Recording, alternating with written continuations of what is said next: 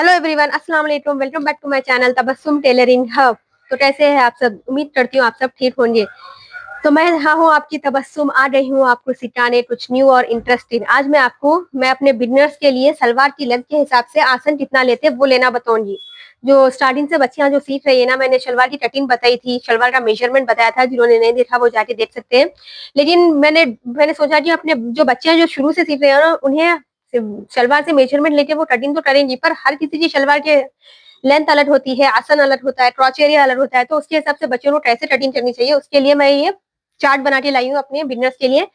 तो आप पहले देखिए सलवार की लेंथ के हिसाब से हमें कितना लेना चाहिए। पर अगर हमारी शलवार की लेंथ 36 है तो हमें क्रॉच एरिया यानी आसन जो होता है ना, जो शलवार का जो हम बेल्ट के नीचे जो आसन होता है ना, जो लेते हैं ना बेल्ट से जो नीचे तक जो आसन आता है, जहां हमारी वो मयानी लगती है ना, वो एरिया हमें कितना लेना चाहिए बोल। तो अगर हमारी लेंथ के हिसाब से लेते हैं, अगर हमारी लेंथ 36 है तो हमें 14 लेना चाहिए।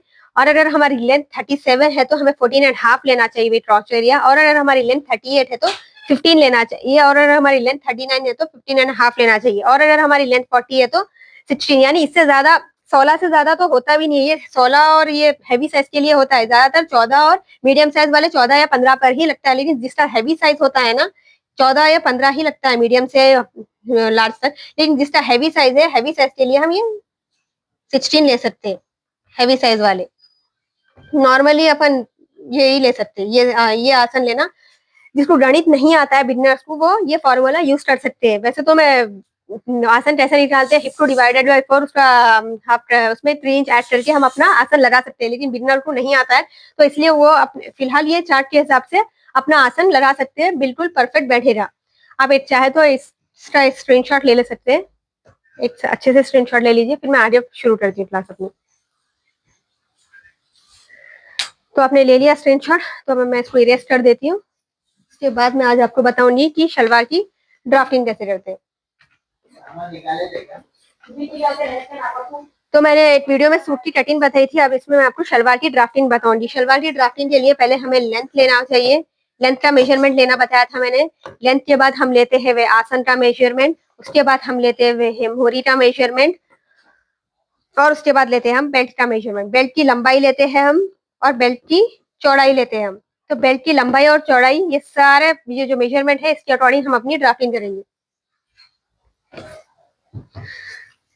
तो देखिए अभी सपोज ये हमारी कपड़े का फोल्डेड साइड है, फोल्ड साइड है ये हमारे कपड़े की, और ये हमारे कपड़े की ओपन साइड है। ठीक है ना? जब भी हम कटिंग या स्टिचिंग करते हैं, हमेशा कपड़े की ओपन साइड उसी तरफ रहनी चाहिए और कपड़े की फोल्डेड साइड हमारी तरफ रहनी चाहिए। तो समझ लीजिए हमारा कपड़ा है और इसमें हम लगाते हैं, पहले हमारे 6 इंच ऊपर छोड़ देना चाहिए हमें। किसके लिए? बेल्ट के लिए। समझ 6 इंच हमारा यहाँ पर इतना आ रहा है, ये 6 इंच हम अपना बेल्ट छोड़ के यहाँ पर अपनी लंबाई का निशान लगाते हैं। तो हमारी लंबाई सपोज आ रही है यहाँ तक 37 या कुछ इंच आ रही है, समझ लीजिए। ठीक है ना? उससे 1.5 इंच हम यहाँ पर बॉटम फोल्डिंग के लिए भी ले लीजिए, या तो 1 इंच आपका जितना बुकरम है उतना आप बॉटम फोल्डिंग के लिए ले सकते हैं। ठीक है ना? ये हमारा कपड़ा है समझिए, ये हमारे कपड़ा है, इस कपड़े की ये लंबाई है। समझिए ये 6 इंच हमने यहाँ पर छोड़ा है। अब यहाँ से ही हम 6 इंच छोड़कर यहाँ से हम अपना क्रॉच एरिया ले लेंगे। जैसा कि ऊपर हमने छोड़ा था ना 6 इंच छोड़ के, यहाँ पर हमारा सपोज हमारा क्रॉच एरिया यहाँ पर आ रहा है, तो ये हमने क्रॉच एरिया का निशान भी लगा लेना चाहिए। ठीक है ना?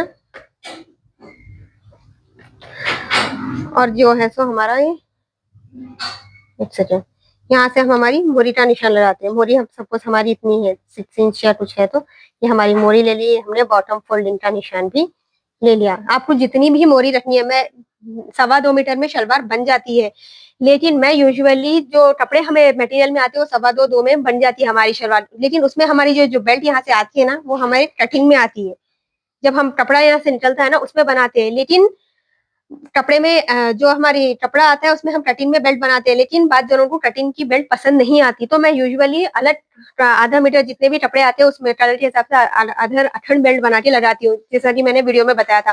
क्योंकि अठन बेल्ट ही अच्छी लगती है, साइड से भी बेल्ट निकल के मैं बेल्ट बनाना बताऊंगी आपको कि कैसा होता है। अब सपोज यहाँ पर हमने मोरी का निशान लगा लिया, ये हमारा ये हो गया। और ये जो हमारे आसन की सिलाई है ना, इससे हम इससे मिला देंगे। यहाँ तक ले लेंगे इसे। ये हमारा हो गया हुआ आसन। तो ये हो गया हमारा आसन, ये हो रही हमारी लेंथ, और ये हो गया हमारा बॉटम का निशान। ठीक है ना। और ये जो 6 इंच हमने छोड़ा है, ये ऊपर ये बेल्ट के लिए छोड़ा है।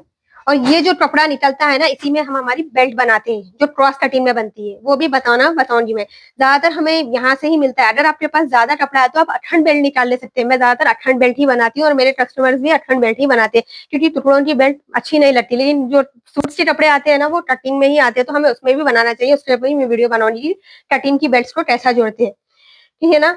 तो पहले हमें बेल्ट का निशान लगाना चाहिए 6 इंच, फिर हमें आसन लगाना चाहिए, फिर हमें बॉटम लगाना चाहिए। ये सिंपल सलवार की मैं ड्राफ्टिंग बता रही हूँ। और हाँ, पटियाला सलवार के लिए 3 साढ़े 3 जितना आपको चुन्नत चाहिए ना, उतना कपड़ा आपको लेना चाहिए।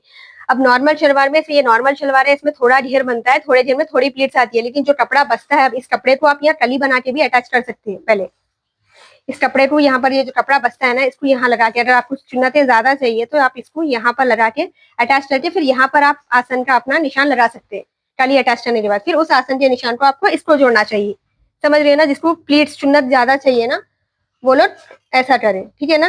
क्योंकि इसमें घेर कम निकलता है। नॉर्मल सलवार जिसको चुन्नत ज्यादा चाहिए, वो यहाँ की कली जो निकलती है उसको यहाँ लगा के हमें प्लीट्स, अगर कपड़ा आपके पास ज्यादा है तो यहाँ पर एक कली लगा के अटैच करना चाहिए। इसकी भी कली बनानी, स्टिचिंग कैसे करते हैं, इसका भी मैं वीडियो आप लोगों को डालूंगी। तो यही था आज हमारी सलवार की ड्राफ्टिंग का वीडियो। आई होप आप लोगों को समझ में आया होगा। समझ में आएगा तो लाइक कीजिए, शेयर कीजिए, सब्सक्राइब कीजिए, और अगर कुछ नहीं समझ में आया तो मुझे कमेंट भी कीजिए, मैं दोबारा से आप लोगों को समझाऊंगी।